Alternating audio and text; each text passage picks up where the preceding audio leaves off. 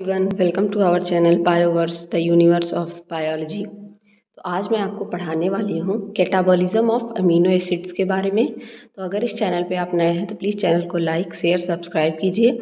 और अगर आपको कोई प्रॉब्लम या क्वेरी होती है तो आप हमारे इंस्टाग्राम चैनल पे या कमेंट सेक्शन में डायरेक्ट मैसेज कर सकते हैं। और अगर इन नोट्स की आपको PDF चाहिए तो उसके लिए आप हमारा टेलीग्राम चैनल ज्वाइन कर लीजिए, जिसका लिंक डिस्क्रिप्शन में दिया हुआ है। तो चलिए स्टार्ट करते हैं। सबसे पहले हम लोग जानेंगे कि कैटाबॉलिज्म और एनाबॉलिज्म होता क्या है, क्योंकि हमें पढ़ना है तो हमें पता होना चाहिए ना कि ये प्रोसेस क्या है, हमको इसमें क्या पढ़ना है। तो सबसे पहले हम लोग के बॉडी में एक प्रोसेस होता है जिसे बोला जाता है मेटाबॉलिज्म। ठीक, हिंदी में इसका मतलब होता है उपापचय। ठीक, मेटाबॉलिज्म। ओके, ये जो प्रोसेस होता है मेटाबॉलिज्म का, ये दो पार्ट में फर्दर डिवाइडेड होता है। कौन कौन से पार्ट में? कैटाबॉलिज्म और एनाबॉलिज्म। ठीक, मेटाबॉलिज्म प्रोसेस होता है जो फिर फर्दर डिवाइडेड होता है किसमें कैटाबॉलिज्म और एनाबॉलिज्म में। अब हम लोग जानेंगे कैटाबॉलिज्म क्या होता है।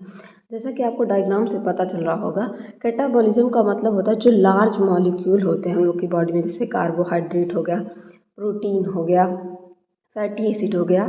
इन लार्ज मॉलिक्यूल को स्मॉल स्मॉल यूनिट में तोड़ना और एनर्जी के फॉर्म में चेंज करना, ये क्या कहलाता है? ये कहलाता है कैटाबॉलिज्म। और हम लोगों को क्या पढ़ना है? कैटाबॉलिज्म। और एनाबॉलिज्म का क्या मतलब होता है? स्मॉलर यूनिट को और एनर्जी को लेकर, जो यहाँ से एनर्जी रिलीज हुई है उसको लेकर क्या करना? बड़े मॉलिक्यूल्स बनाना। ये प्रोसेस क्या कहलाता है? एनाबॉलिज्म कहलाता है। कैटा का मतलब वैसे काटने से याद रख सकते हैं, छोटा छोटा छोटा छोटा, कि मतलब कोई भी छोटे छोटे मॉलिक्यूल में टूटना, तो क्या कहलाता है? कैटाबॉलिज्म। एनाबॉलिज्म का मतलब स्मॉलर यूनिट और एनर्जी को लेकर बड़े बड़े मॉलिक्यूल्स बनाना, जैसे अमीनो एसिड्स को लेके प्रोटीन्स बनाना, लिपिड्स को, छोटे छोटे फैटी एसिड्स को लेके लिपिड्स बनाना, इस तरीके के स्ट्रक्चर एनाबॉलिज्म कहलाते हैं। जैसा कि इसमें लिखा भी है, catabolism is the set of metabolic pathway that break down का मतलब तोड़ना, मॉलिक्यूल्स इनटू स्मॉलर यूनिट, बड़े बड़े मॉलिक्यूल को स्मॉलर यूनिट में तोड़ना, that either oxidized and release energy are used in another anabolic reaction, जो या तो कैटाबोला मतलब छोटे छोटे टुकड़े में टूट कर ऑक्सीडाइज हो जाएंगे, एनर्जी रिलीज करेंगे, या अदर एनाबॉलिक प्रोसेसेस में क्या होंगे आगे, ये आगे अदर एनाबॉलिक प्रोसेस में क्या होगा? यूज हो जाएगा, या तो टूट कर एनर्जी जनरेट करेगा। ठीक, लेकिन एनाबॉलिज्म क्या होता है? It is the set of metabolic pathway, ये एक सेट होता है मेटाबॉलिक पाथवे का, जो कंस्ट्रक्ट होता है मॉलिक्यूल फ्रॉम स्मॉलर यूनिट से मिलके बनता है। और ये रिएक्शन कैसा होता है? रिक्वायर करता है, इसके पास इसमें एनर्जी आपको देनी पड़ती है, इसलिए एक ऐसा प्रोसेस है एंडरगोनिक। देखिए, आपने केमिस्ट्री में थर्मोडायनेमिक पढ़ा होगा, दो तरह के प्रोसेस होते हैं, एक एक्सर्गोनिक और दूसरा एंडरगोनिक। ठीक, एक्सर्गोनिक प्रोसेस का मतलब होता है जिसमें एनर्जी रिलीज होती है, जैसे कि कैटाबॉलिज्म। ठीक, और एंडरगोनिक प्रोसेस का मतलब होता है जिसमें एनर्जी की ज़रूरत पड़ती है, आपको बाहर से एनर्जी देनी पड़ती है, उसको क्या कहते हैं? एंडरगोनिक। तो आप जानिएगा, आप कभी भी एक्सर्गोनिक और एंडरगोनिक आएगा तो एक्सर्गोनिक का मतलब जहाँ से एनर्जी रिलीज होती है, और जहाँ पे एनर्जी देनी पड़ती है उसको एंडरगोनिक कहते हैं। तो होप आपको ये दो टर्म समझ में आ गए होंगे कि कैटाबॉलिज्म क्या होता है और एनाबॉलिज्म क्या होता है। और इस चैप्टर में हम लोगों को पढ़ना है catabolism of amino acids. Amino acids के कैटाबॉलिज्म के बारे में आपको पढ़ना है। तो चलिए थोड़ा सा बेसिक्स उसका भी देखते हैं। एमिनो एसिड कैटाबॉलिज्म और एनाबॉलिज्म में कौन कौन से प्रोसेस होते हैं, ये देखिए यहाँ पे दिया हुआ है मेटाबॉलिज्म में क्या क्या होता है? दो process, anabolism and catabolism. Anabolism का मतलब क्या होता है? कॉम्प्लेक्स स्ट्रक्चर का फॉर्मेशन। कैटाबॉलिज्म का मतलब तोड़ तोड़ कर छोटे स्ट्रक्चर को तोड़ कर बड़े स्ट्रक्चर को तोड़ कर छोटे स्ट्रक्चर में उसको कन्वर्ट कर देना। ठीक, इन छोटे स्ट्रक्चर को बड़े में कन्वर्ट करना क्या कहलाता है? एनाबॉलिज्म। एनाबॉलिज्म में कौन कौन से प्रोसेस होते हैं? जैसे डाइट आप जो लेते हैं वो क्या है? एनाबॉलिज्म का प्रोसेस है। बायोसिंथेसिस, किसी चीज़ का बनना, किसी चीज़ का आपने हमेशा पढ़ा है, बायोसिंथेसिस ऑफ दैट दिस, जैसे ग्लूकोजेनेसिस, ये बनना किसी चीज़ का, तो वो क्या कहलाता है? वो कहलाता है बायोसिंथेसिस, उस चीज़ का बनना। सिंथेसिस का मतलब कहीं भी होता है बनना। प्रोटीन का डीनेचुरेट होना, ये भी क्या है, एनाबॉलिज्म का प्रोसेस है। प्रोटीन डीनेचुरेट होकर, मान लीजिए प्रोटीन इस तरह से पाया जा रहा है, ठीक, और वो डीनेचुरेशन का मतलब होता है डीनेचुरेट होकर इस तरह से हार्ड स्ट्रक्चर मतलब कठिन स्ट्रक्चर बना ले, तो उसे कहते हैं प्रोटीन का डीनेचुरेशन, ठीक। नेक्स्ट देखिए कैटाबॉलिज्म में क्या होता है, यूरिया साइकिल आप पढ़ेंगे, आपके चैप्टर में है यूरिया साइकिल या कार्बन स्केलेटन का बनना, जिसमें आप कीटोजेनिक, ग्लाइकोजेनिक, ये कार्बन स्केलेटन का फॉर्मेशन होता है। नाइट्रोजनस बेस का फॉर्मेशन जो एक्सक्रीट के रूप में निकलता है, जो वेस्ट के रूप में हम लोग की बॉडी से निकलता है, ठीक है। तो इस तरीके से कैटाबॉलिज्म और एनाबॉलिज्म का प्रोसेस होता है। नेक्स्ट हम लोग ओवरव्यू देखेंगे एक अमीनो एसिड का, किस तरीके से अमीनो एसिड में क्या क्या होता है। मान लीजिए ये इन्वायरमेंट है ऑर्गेनिज्म का, अमीनो एसिड में क्या क्या हो सकता है, इसकी बायोसिंथेसिस हो सकती है, ये बन सकता है, इससे प्रोटीन का फॉर्मेशन हो सकता है, इससे प्यूरिन एंड पेरीमिडीन का फॉर्मेशन हो सकता है, पोरफायरिन्स का फॉर्मेशन हो सकता है, इससे नाइट्रोजन बन सकता है, ठीक है, इससे यूरिया बन सकता है, इससे इंजेस्टेड प्रोटीन जो है, इंजेस्टेड प्रोटीन हम लोग लेते हैं, ठीक है, और यूरिया के रूप में निकालते हैं। ये इंजेस्टेड प्रोटीन लिए और इससे क्या क्या बन सकता है, ये सारे स्ट्रक्चर दिए हैं। इससे कार्बन स्केलेटन बन सकता है, इस कार्बन स्केलेटन से कीटोजेनिक यानी कि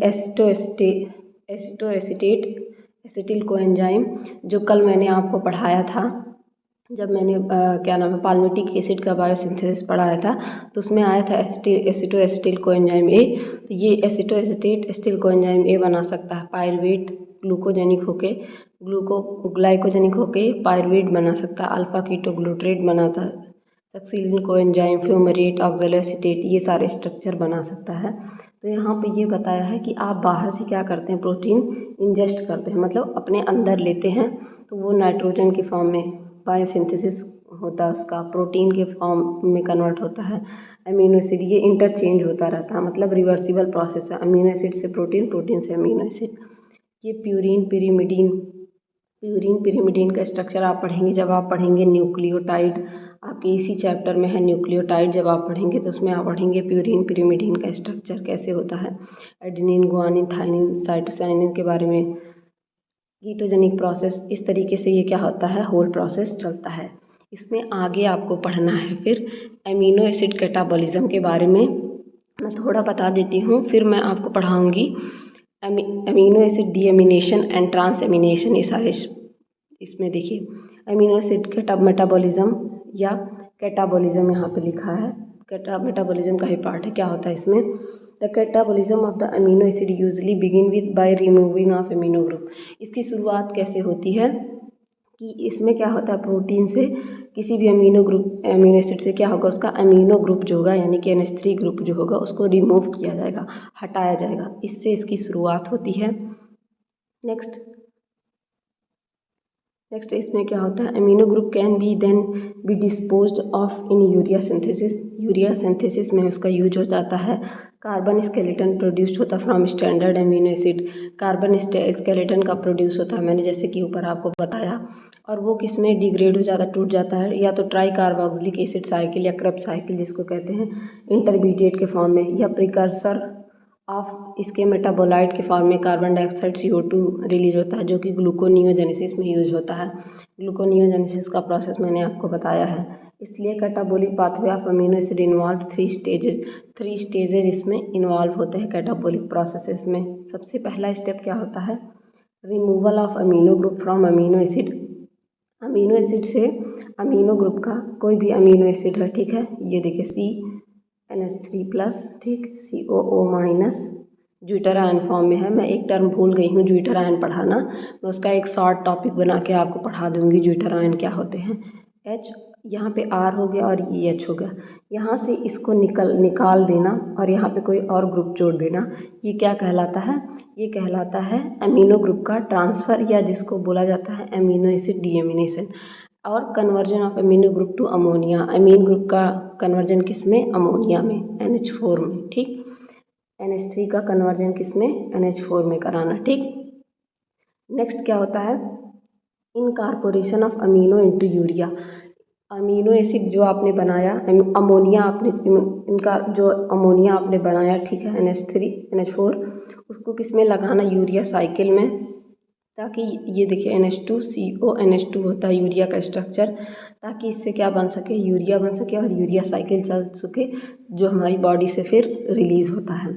नेक्स्ट पॉइंट इसमें क्या है देखिए, conversion of amino acid carbon skeleton to common metabolic intermediate. Amino acid का कन्वर्जन किसमें, कार्बन स्केलेटन में, जिससे मेटाबॉलिक इंटरमीडिएट बनता है। ये देखिए छोटा सा प्रोसेस यहाँ पे एक है, पाथवे है, इसको मैं बता देती हूँ। इसमें देखिए एक प्रोटीन है, ठीक है, वो किस में टूटेगा, फ्री अमीनो एसिड में, इसको तोड़ दिया गया। फिर डीएमिनेशन का प्रोसेस होगा, मतलब अमोनिया का रिमूवल होगा यहाँ से। जब आगे मैं आपको स्ट्रक्चर पढ़ाऊँगी ट्रांसएमिनेशन डीएमिनेशन, तो उसमें मैं अच्छे से बताऊँगी कि कैसे क्या होता है डायग्रामेटिक फॉर्म में, तो आपको और अच्छे से समझ में आएगा। ये तो अभी मैं ओवरव्यू बता रही हूँ कि ताकि आपके दिमाग में रहे कि आपको पढ़ना क्या है। फ्री अमीनो एसिड बन जाएगा, फिर क्या होगा, अल्फा कीटो एसिड बनेगा और अमोनिया बनेगा, ठीक। अल्फा कीटो एसिड बनेगा तो क्या होगा, alpha keto acid citric acid cycle चलेगी, और सिट्रिक एसिड साइकिल चलती है तो क्या क्या रिलीज होता है, CO2 रिलीज होता है और H2O रिलीज होता है। तो जो CO2 रिलीज होगा, ठीक है, जो CO2 रिलीज होगा वो फर्दर किस में यूज हो जाएगा, ग्लूकोनियोजेनेसिस में, जैसा कि मैंने आगे आपको बताया है, थियरी में लिखा है, ये किस में यूज हो जाएगा, ग्लूकोनियोजेनेसिस में, ठीक। और सेकंड क्या होगा, अमोनिया का फॉर्मेशन होगा, ये बायोसिंथेसिस करवाएगा किसी भी अनदर मॉलिक्यूल का। और फिर क्या होगा, यूरिया साइकिल या एक्सक्रीशन हो जाएगा, जैसा कि आपने पढ़ा भी था आगे कैटाबॉलिज्म के प्रोसेस में। कैटाबॉलिज्म या तो एनर्जी रिलीज करवाता है, या तो फिर से वो टूट कर क्या होता है, दूसरे किसी मतलब स्ट्रक्चर के प्रोसेस के बनने में वो इन्वॉल्व हो जाता है। तो इस तरीके से ये होता है, सबसे पहले प्रोटीन बनेगा, फिर फ्री अमीनो एसिड होगा। फ्री अमीनो एसिड से क्या होगा, जब फ्री अमीनो एसिड बन जाएगा तो अमोनिया फ्री रहेगा एक एंड पे, तो ये डीअमीनेशन का प्रोसेस होगा, मतलब अमोनिया वहाँ से रिमूव कर दिया जाएगा। या तो अल्फा कीटो एसिड बन सकता है या तो अमोनियम बनेगा, ठीक है। अमीन ग्रुप रिलीज होगा तो अमोनिया या अल्फा कीटो एसिड बन जाएगा। सिट्रिक एसिड साइकिल चलेगी, CO2 बनेगा, H2O बनेगा, जो फिर से ग्लूकोनियोजेनेसिस में यूज हो जाएगा। बायोसिंथेसिस होगा, या तो यूरिया साइकिल चलेगा या एक्सक्रीशन हो जाएगा। तो मैंने होप आपको ये जितनी चीज़ें बताई कि कैटाबॉलिज्म एनाबॉलिज्म क्या होता है। कैटाबॉलिज्म मतलब स्मॉल सब यूनिट बनना, और इसका मतलब होता है लार्ज सब यूनिट बनना है, कैटाबॉलिज्म और लार्ज सब यूनिट बनना, ठीक। ये मेटाबॉलिज्म का प्रोसेस है। फिर मैंने बताया कि क्या क्या हो सकता है यहाँ पे कैटाबॉलिज्म और एनाबॉलिज्म के प्रोसेस में, ये चीज़ें। नेक्स्ट मैंने आपको बताया कि ओवरव्यू एक दिया कि कैसे किस तरीके से जो है आप इंजेस्ट करते हैं सबसे पहले, फिर उस किस किस अलग अलग प्रोसेस में, बायोसिंथेसिस में, प्रोटीन में, यहाँ पे नाइट्रोजन कार्बन स्केलेटन बनाने में, और फिर यूरिया बनता है, यहाँ पे किस तरह इनकॉर्पोरेट होगा, फिर लास्ट में कार्बन स्केलेटन जो है इस तरीके से इनको बनाएगा, ग्लूकोजेनिक होगा, कीटोजेनिक होगा, तो क्या क्या बनाएगा। और फिर मैंने अमीनो एसिड का सिंथेसिस आपको बताया कि इसमें 3 प्रोसेस इन्वॉल्व होते हैं, ठीक है। सबसे पहला removal of amino acid group जो है, जिसको डीएमिनेशन कहेंगे, फिर इनकॉर्पोरेशन इसका यूरिया में, और फिर थर्ड वाला आप पढ़ेंगे conversion of amino acid skeleton to common metabolic intermediate के फॉर्म में। तो होप गाइज आपको इतनी चीज़ें समझ में आई होंगी। नेक्स्ट लेक्चर से हम लोग पढ़ेंगे अमोनिया एसिड का, अमीनो एसिड का डीएमिनेशन, जिसमें ट्रांस एमिनेशन, उसके बाद से हम लोग देखिए ये स्ट्रक्चर आएगा, ऑक्सीडेटिव डीएमिनेशन पढ़ेंगे, और फिर हम लोग यूरिया साइकिल पढ़ेंगे। तो इतनी चीज़ें हम लोगों को पढ़नी है, लेकिन आज के लेक्चर में मैं आपको सिर्फ ब्रीफ स्टडी बताई हूँ कि क्या क्या पढ़ना है। कल फिर हम लोग पढ़ेंगे कि ट्रांसएमिनेशन डीएमिनेशन क्या होता है इसके बारे में। तो थैंक यू एवरीवन, इसी तरह बने रहिए और अच्छी वीडियोज़ के